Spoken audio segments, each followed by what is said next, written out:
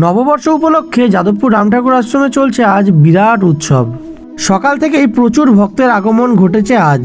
মন্দিরের বাইরে ও ভেতরে খুব সুন্দরভাবে সাজিয়েছিল। মন্দিরে ঢুকেই চটপট গুরুদেবকে দর্শন করেই আমরা চলে গেলাম ভেতরের মহাপ্রসাদ গ্রহণ করতে।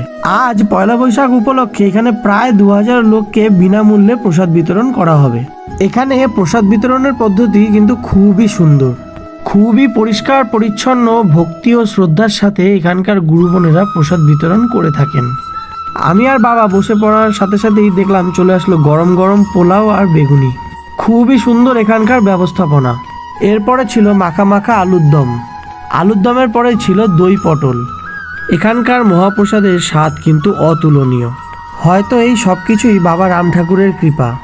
একসাথে এত গুরু ভাই বোনদের সাথে বসে মহাপ্রসাদ ভোগ করার অভিজ্ঞতাটা কিন্তু আলাদাই। সবার শেষে চাটনি, পায়েস ও লাস্টে আমিত্তি দিয়ে আজকের মতো টাটা।